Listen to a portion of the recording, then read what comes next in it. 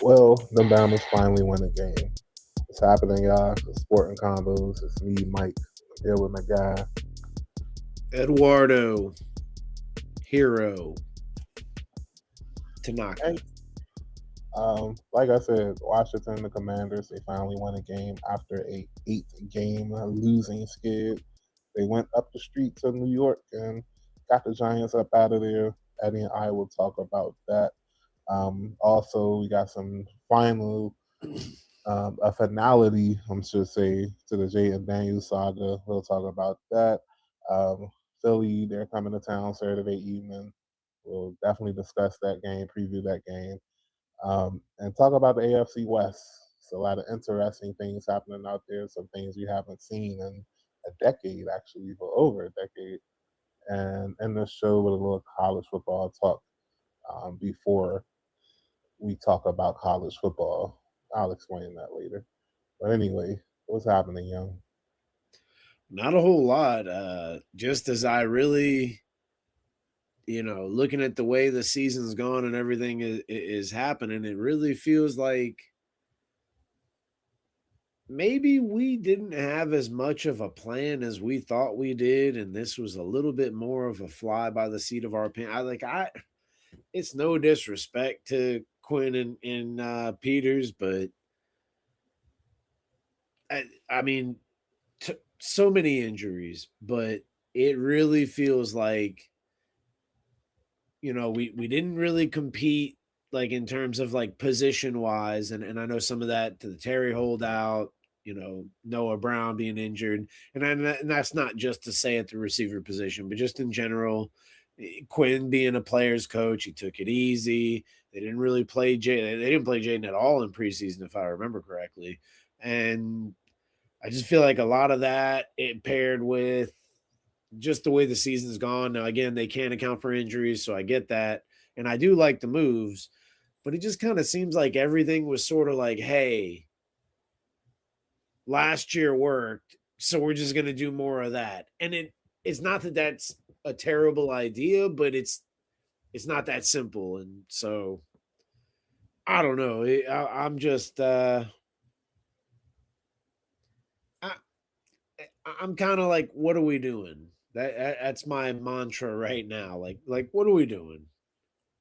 Yeah, I'm not I mad that definitely. he's out for the rest of the season, but like in general, like the back and forth, and as I mentioned last week, Quinn with the word salad. Whenever he's basically not going to play, but when he's going to play, like yeah, he's going to play. He just cuts right to the chase. Like if he were like a 30-minute TV show, like his show would be over in 3 minutes because he's like, yeah, he's going to play, yeah. But when he's not, it's a 45-minute episode.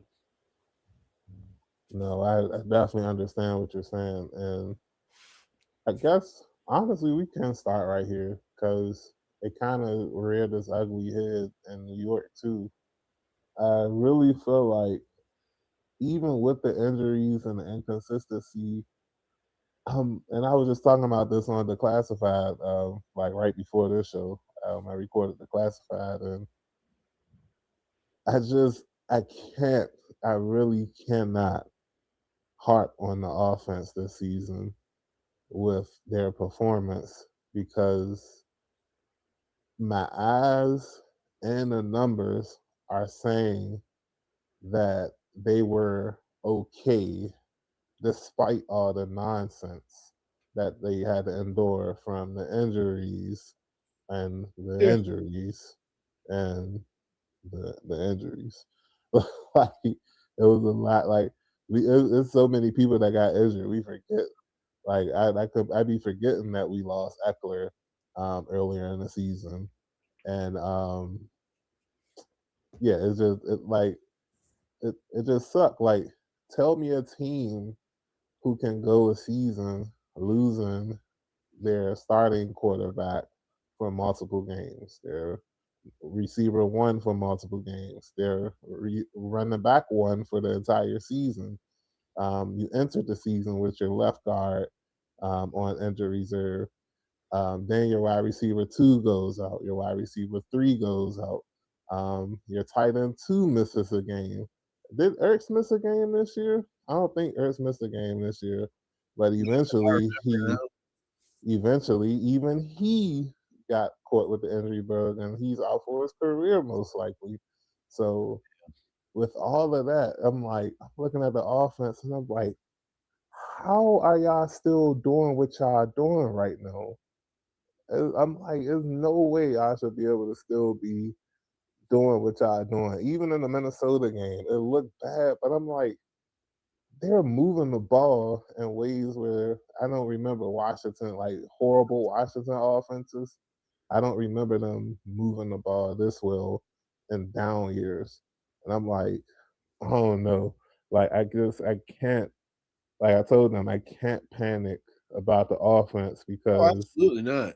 my eyes, my eyes, the numbers, everything is saying that despite all the nonsense, the offense is still playing above average, and I just can't. I'm like, if Yeah. that's the case, then the only thing we need to do is just fine tune stuff because obviously, if the stuff works when it's not working, if that makes any sense, then imagine what's going to happen if you can get the offensive line more continuity. If Jayden Daniels does play more than, I'm not even going to give him 17. Let's say he plays 14 games next year. Mhm. Um, it's a different story. Oh, and a actual wide receiver too. No disrespect to Noah Brown because he's good. He can't stay healthy, and the number one ability is availability. And if you're not playing, like, there's no reason to bring you back, bro. Like, I ain't going to be livid if they resign Noah Brown. It's going to show me that they obviously don't care and they're not paying attention. And that's the type of stuff that'll piss me off. Yeah, I mean, that guy seems to live on IR. I really, I honestly, I do agree to a certain extent. Um, you know, when healthy, everybody healthy, especially, Jayden Daniels, especially when we're able to run the ball. I like our offense. I like what we're doing. I like our ability to move the ball. And so yeah, I overall I am confident. What I would say is there is a little bit of a question as to how are you addressing the tight end position because Bates is a great blocker. It seems like they're maybe like Sinat, I don't know however you want to say his name, is starting to kind of come around, but there'll be some guys, and Kyle Pitts is like kind of the Cadillac, like the one seed of who's available, not just in terms of talent, but in terms of age as well. As far as like he's 25, I think. But I think Njoku, Tyler Higbee, there'll be some guys that you could maybe sign via free agency. But are we going to draft another tight end? Because that's clearly the position. At least from the offensive side, like I know tight end's offensive position, but what I mean is from like throwing the ball, not blocking tight end. Um, so I don't know. I agree with you, but I do think it's something we still need to, we need a tight end from a pass catching standpoint. We need some kind of playmaker. I don't care what anybody says. I like the Terry and maybe if we can somehow get Debo to stay, I think he was worth the 5th round pick. If you ask me, he didn't like kill it, but he produced enough. I mean, 5th round pick. It's not a bad move. And I know he's a little pricey, but I think we got to get somebody like a big somebody. Even though he doesn't have the speed necessarily, like that McMillan guy for Carolina. And I know those guys aren't just walking around the street, but we got to look to draft someone like that, someone that we're going to be able to like really go down the field to, someone to go up and get it. It's no disrespect to Terry. It really, like I get it, he makes some of those plays sometimes, especially on the 50-50 balls. But if you have a guy like that on the other side, and then a guy like Debo who can be your sort of slot kind of gadget guy out of the backfield, kind of be, Mr. Versatility. Um, I really like that. And maybe, they I can mean to cut you off, but like it's I, we're like the only team that I can think of that has like a dynamic wide receiver one and mid wide receiver two. Like think of a beast wide receiver one.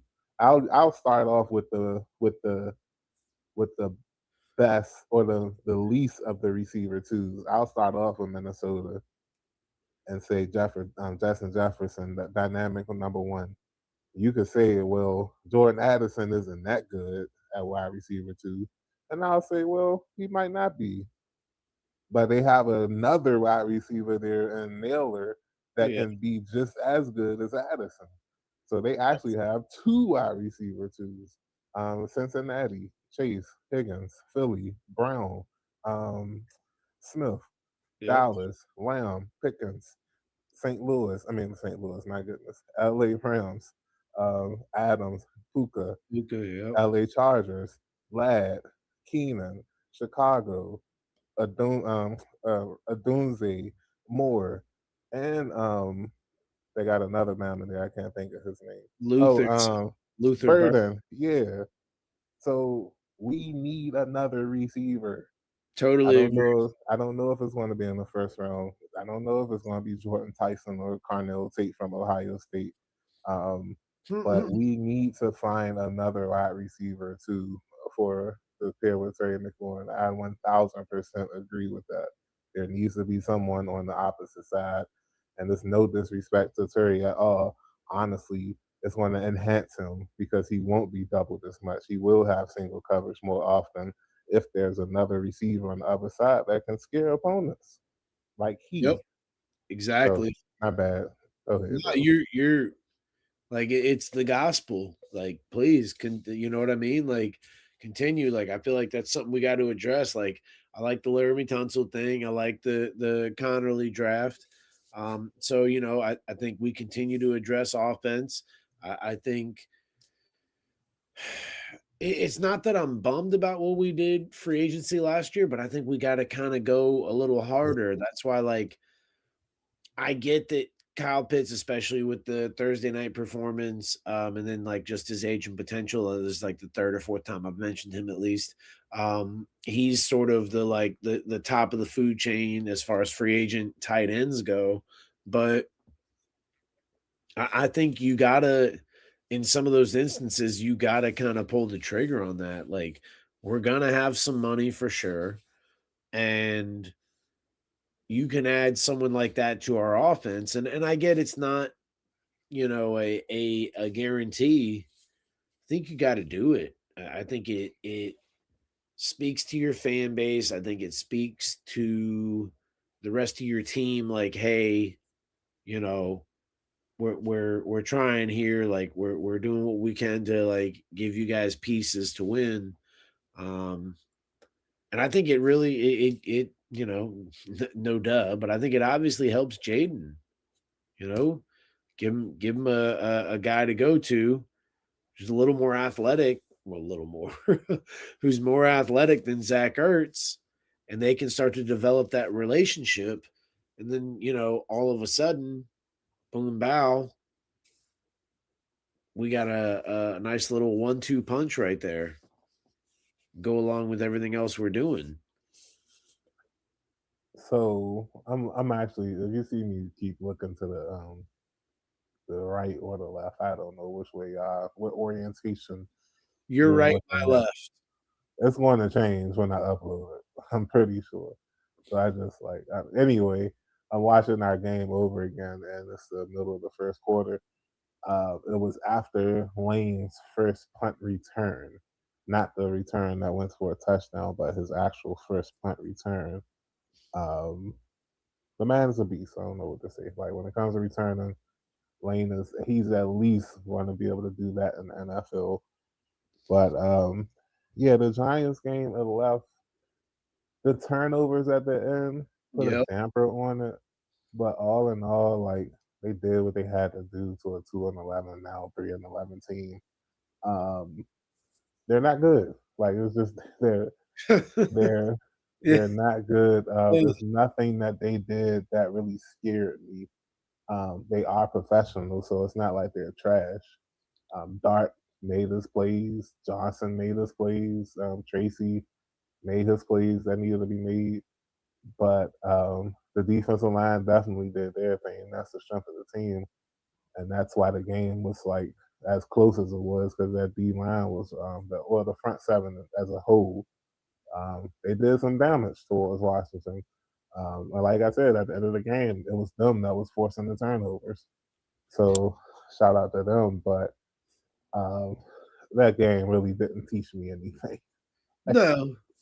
No, I mean, I thought it was beneficial for some of the guys that don't get to play as much. As I mentioned, we saw Senate get some more burn, a lot of the guys on defense, the younger guys, since, Lattimore and Amos are both out. So I do feel like that's beneficial. But yeah, I mean, it was just one of those games where the Giants are just we're really bad, but they're like even worse. And that's all this was. Like, you know what I mean? Yeah, and they're hurt and missing guys too. Don't get me wrong, but still, they're way worse than we are. So Facts. not anything to write home about, but that's just one of those games. So everybody's been talking about it since it's been announced this morning that Jayden Daniels will be shut down for the last 3 games versus the Eagles and Cowboys and Eagles again. So, any thoughts on that? Well, it just kind of speaks to my earlier monologue rant thing I was saying earlier. Like, what are we doing? So I'm not mad about it, but it just kind of like, we're supposed to be this like professional operation now. The Snyder era is over and all the kind of like back and forth and what are we gonna do? All this to me, it kind of seems like we were going to see what we could get away with, but then now we're saying he's hurt so that it doesn't look like maybe we're benching him because the season wasn't going great. So the next year he has to deal with that. And I get that they're concerned about winning football games, not about like creating like some sort of loophole in dealing with media or something. Like that's not where I'm at, but at the same time, like I feel like a lot of these things play a factor, right? You got this guy who wants to play, the media is going to report all those things, and especially if notice how a lot of times they don't let him talk. You know what I mean? He's not it's That's not true. He was talking today, and it wasn't part of well, the but press you know what I conference. mean. Yeah, I'm not saying they don't like okay. It's not that they don't let him talk, but a lot of times they create situations where they say these things and he's not there to speak. And so then you get Yeah. him a day or two later. That's sorry, let me clarify it, like I said.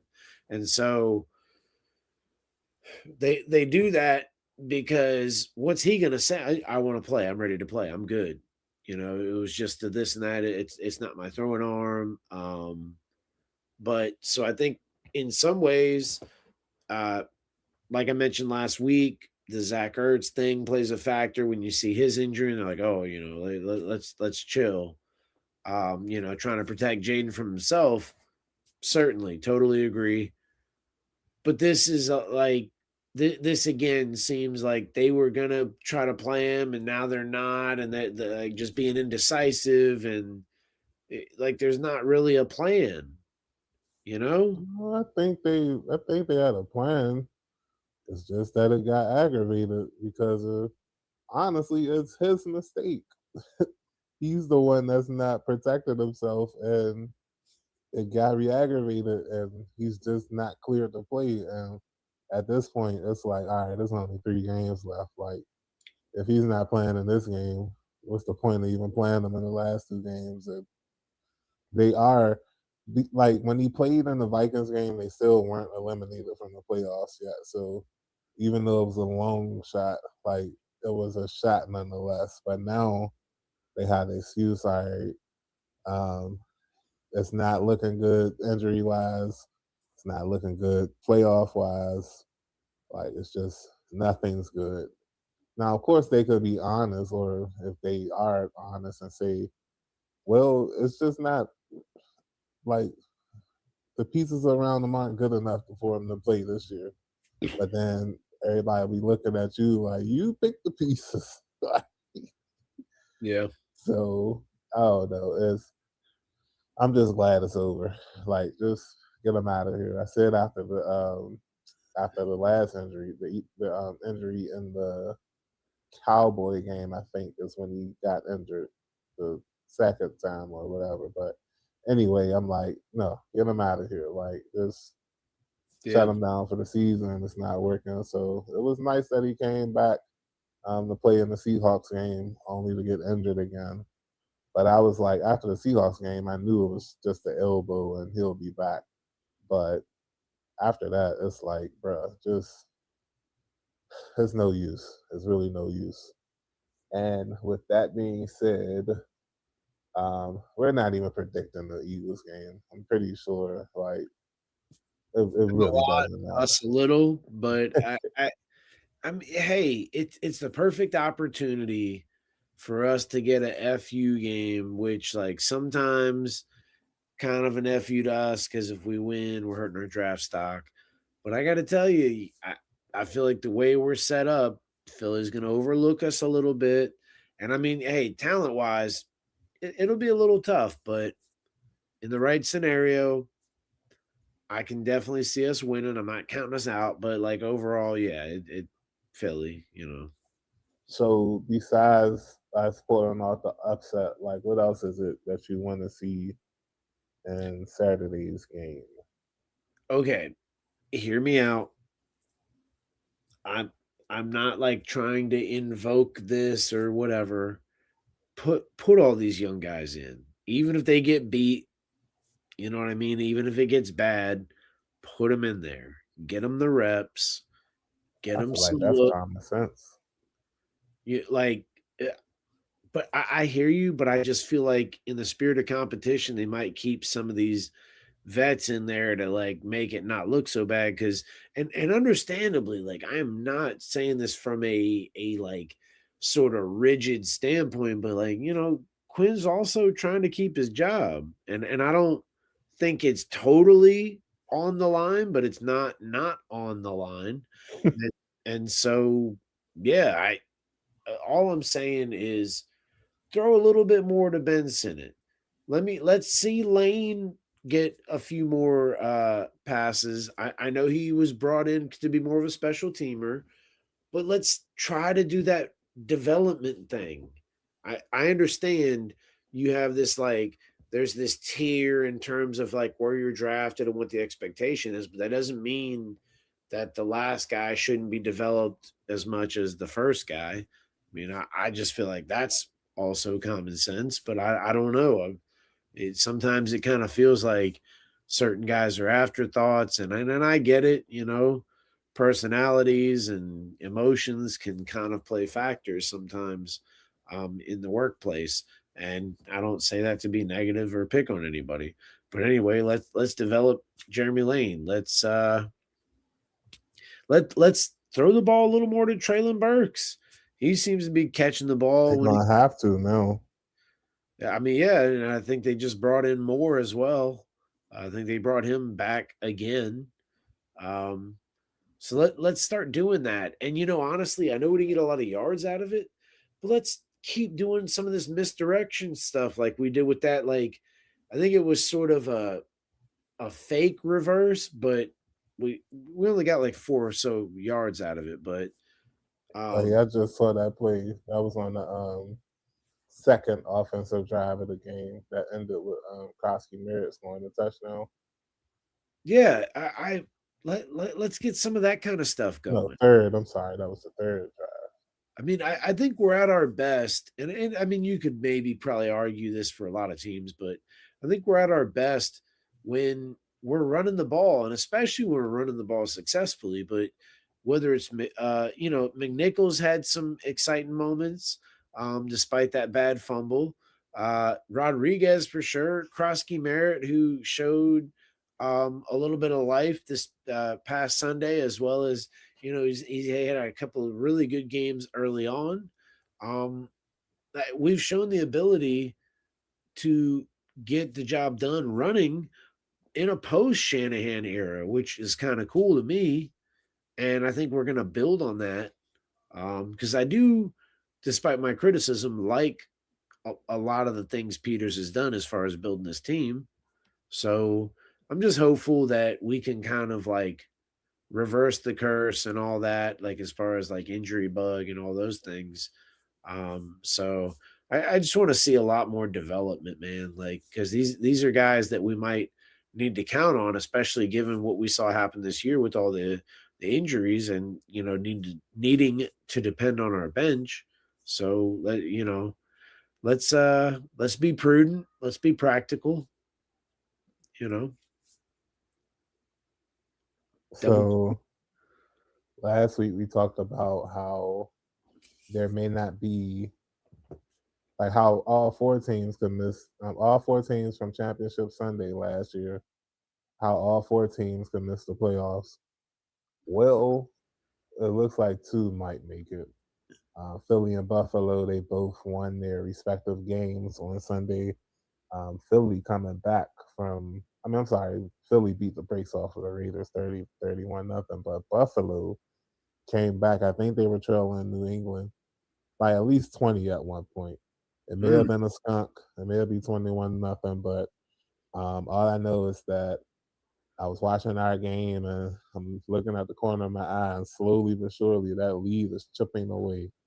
And May, um, he got winter soldiered. Josh Allen really did his thing, but I say all that because Washington was officially eliminated 2 weeks ago with their loss to the Vikings. But the second team from Championship Sunday has met their fate, and it is the surprisingly it's the Kansas City Chiefs. We all know this by now if you follow sports. For the first time since 2014, the Chiefs will not be in the NFL postseason. Um, it's yeah, it's not. How can I say it? It's not hard to believe, honestly. I just feel like they've been getting away with a lot the last couple of seasons. I still don't know how they won the Super Bowl 2 seasons ago. Definitely should have lost to the Ravens in the championship game, but I digress. So what's your take, bro? Like, actually, two things from you, real quick. Do you think that it's the end of the Chiefs dynasty and that they're like it's over, like they'll never capture that magic again? And why isn't no one talking about the Chiefs? I mean, the Chargers and Broncos. I mean, the Broncos are 12-2. I think it's some of that kind of like East Coast bias, and I get that Kansas City's not necessarily on the East Coast either. Close The enough. Kansas City thing, it's a yes no thing. So or a no yes thing. So no, they're not going to have the magic of that team they had. Getting hold of a guy like Tyreek Hill, who, let's face it, for a very small chunk of time was a game changer. I mean, legit, especially with Kansas City and that offense paired with Mahomes and Kelsey. Um, but even when he was with Miami for maybe the first 2 years, 2.5 years, he was an actual threat. Despite Tua and the questions about arm strength and whatever else. I mean, the man statistically had, I think, at least a really good, great season and a half, maybe 2 seasons, excuse me. Um, but to get a guy like that, you already got Kelsey, you got Mahomes, then you hit on a Kareem Hunt. They just Yeah, I mean, they hit the jackpot, and it's tough to continually do that over and over and over again the way they've done. But it seems like Andy Reid and Steve Spagnuolo and just that whole sort of coaching staff and front office know what they're doing. So I trust they'll be back. I don't know how far back they'll be, but Father Time's undefeated, man. It's just a reflection of like as young as Mahomes still seems and all that, and he is, I'm old. Like he's been in the league that long that I like now he's a vet and he's kind of hobbling around. Now he finally got hurt after I don't know, I mean, probably hundreds of thousands of snaps where like the games meant something. That snap he took, I mean, I guess no pun intended, but snap he took like the game didn't really mean anything once that happened. Be the first time 10 years, I think, like you mentioned, Chiefs will play a game that don't mean nothing. That's right. It's wild. Well, kind of, because they definitely played some week 17, 18 games that didn't mean nothing. But I get what you're saying. No, Um, no, but no, real talk. Um, yeah, I really don't have much to say. So let's end the show with this topic. mm, Honestly, bro, it's been happening before the college playoffs was altered, but it just seemed like as time has passed and I just don't care about college football season, the bowl season, and as much as I used to. And with the playoffs, it's like I really don't. And then you have teams starting to skip the bowls now, and it's like, okay, what's going on? Are we going to enter the NCAA tournament style of college football where it's 32 teams in the playoffs starting in a couple of years because there's already 16 coming next year. So are we going to enter the 32 team playoff or is it going to have to be NIT style where we have a second playoff for teams that didn't make the first playoffs? Um, I don't know, but I just feel like the days of the bowl-a-thon where you have a yeah. game on every day, they're slowly coming to an end unless the NCAA does something about it. And honestly, I don't care one way or another. I'm not watching. So like what do I care? I don't care. But what about you though, bro? Do you think they need to do something? Should they do something or should they just accept the fact that we only care about the playoffs and just let the bowl games die? Die, I say. Die. Oh, Sorry. wow. The darker side of Mike. Yeah. Hey, so no, they do need to do something because some of these teams, as I mentioned before, when you finish the season on a good note, and especially I would argue for high school, college, when you've got a lot of guys potentially coming back. I mean, it's not the case for everybody, but in some scenarios, when you've got a lot of guys coming back, that can have a positive effect on the next season where some of those guys who finish strong are returning. Yeah. Maybe you're ranked a little higher, you do a little bit better. Um, so you want to encourage everybody to participate and to play. And while I understand the college playoff garners so much more money and attention and things of that nature, you're still getting rewarded for making a bowl game. I think in every scenario you get X amount of money to the school. I think, especially Mm, now with NIL, the players would get maybe an extra little something. And I know, depending on who the sponsors are, you get, and I hate this word, but you get merch and stuff like that. So it's not exactly like, oh my God, because we didn't make the playoff, which obviously, I like, hear let's call a spade a spade. We're talking about Notre Dame. And I'm actually a big Notre Dame fan. I'm not gonna. I don't really have a college football team. I root for a lot of the blue bloods just because I like tradition and history. Um, Love watching the Ohio State Michigan game because I like players that come out of school from both sides. And again, love that tradition. Notre Dame with the whole, I grew up liking the movie Rudy, even though that's a little bit of a farce. We'll talk about that another time. Um, and so I like a lot of those schools. I guess you could say I root for Virginia Tech, even though I'm a Kansas basketball guy. So sometimes I kind of, with Kansas not being a great football team and them kind of like lately being at least a little more competitive, I root for them. But really, I don't have a team. But I like seeing Notre Dame be good. But the move they pulled is just BS. Like, I know they got a good team and I know they went deep in the college playoff last year. Uh, but they didn't really play anybody. They didn't really have a big win, and I think they had a loss, right? And that's why they didn't make it. They had at least one loss. Yeah, they lost. No, they lost twice. They lost to Miami and Texas A&M, two playoff teams. Okay, I mean, so that's not terrible, but like, bro, Why do I know that? that's kind of some loser stuff. But it makes me wonder. I don't know if there's a bigger and better job because Notre Dame's kind of like prestigious, if you ask me. But maybe that coach is about to move on, and maybe that's that'd be really kind of lame. But you just think about like, and I understand this could get selfish because how many of these do you have on each team? But I imagine you at least have like a handful.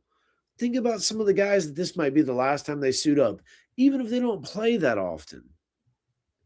Last time they're True. out there, and they've been on the team for a while, and they bust their butt in practice, and especially like in those hot two-a-day summer practices and whatever, where like the lower tier guys are just basically tackling dummies and insert whatever like they're just bodies to be sort of shoved around and beat up so that the other guys can get a good look and a good practice rep.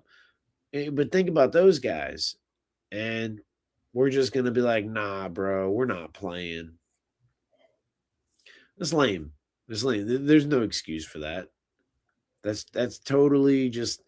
I mean, I don't know. Like, make to be honest, make them jokers join a conference and make them actually like be part of something because it seems It'll like never happen. it just seems like well, and that's then. Hey, guess what? You know That why? the same problem they have right now is gonna continue No, because it's this not.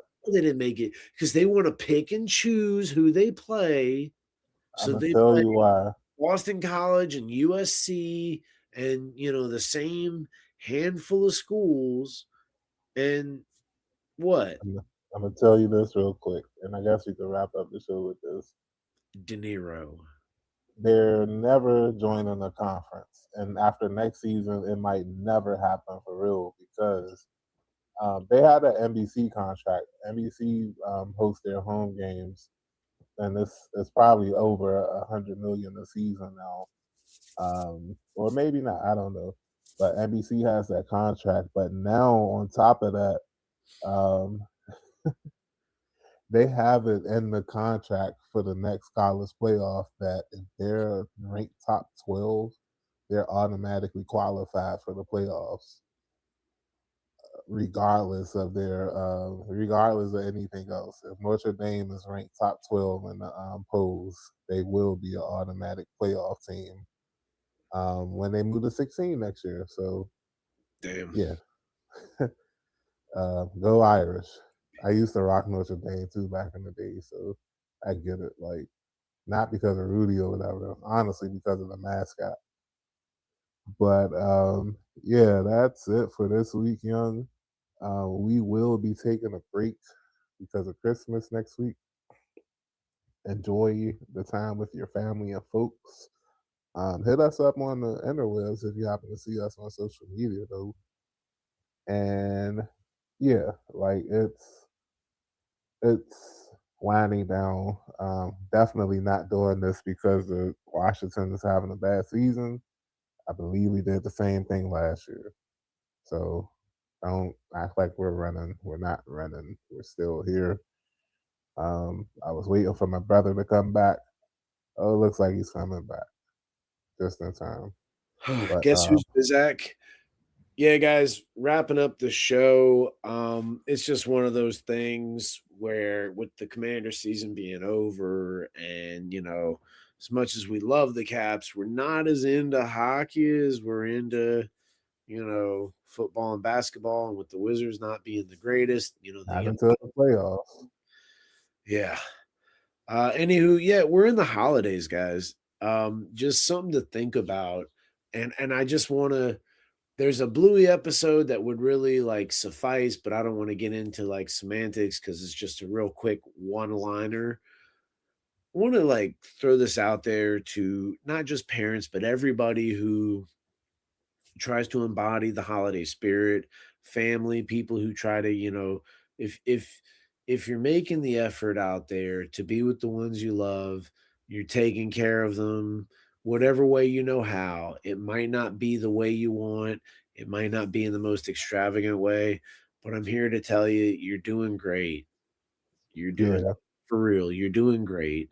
I like trust me, as someone who has kids and works with kids, which doesn't make me an expert, I can tell you, like, even if you're not able to give them, the newest whatever that's out there, even if you can't afford the greatest Christmas, and I know a lot of you who can't always make up for it one way or another, like, don't feel bad. Like, yeah, sure, things could be better, but they could be worse. Just know that the right people who need to see what you're doing, they see it. So, for I'll like, keep your head up and just, I'll yeah, take it a step further, bro. take it a step. Um, Tag, you're it. I mean, I've seen kids that were spoiled growing up, and I seen them like had the world handed to them, and it really is like a movie or a TV scene, bro, where or a TV episode on the show where the spoiled rich brat kid like does some things and it's a bad look or whatever, and they become like snooty and pretentious and all that stuff. Like I Yeah. seen it happen, and unfortunately, on top of seeing that type of stuff happen, I've seen where the child goes into adulthood and it's not so good for them because Nope. those values weren't instilled in them when they were younger. And yeah, that alone made me realize like you can't give children everything they want because Oh, it literally can spoil them. Like just how we would eat, like how you would eat sweets or something before a big meal, your appetite is ruined. And yeah, I feel like no. sometimes parents ruin their children's, how can I say it, their their trajectory, ruin their trajectory when they give them everything and not make them earn it, or if they give them everything and don't explain to them just how hard they work. Not saying they got to be like, I gave my life for you to have this, but just show them like, even if it's loosely, but just let them know how hard you work to get the thing that you got for them and how appreciative they should be, and not just give it to them because they asked for it or because they cried for it or whatever. And that's all I got. Yeah, totally agree. So, having said all that, happy holidays, Merry Christmas. Thank you. Thank you. Feliz Navidad.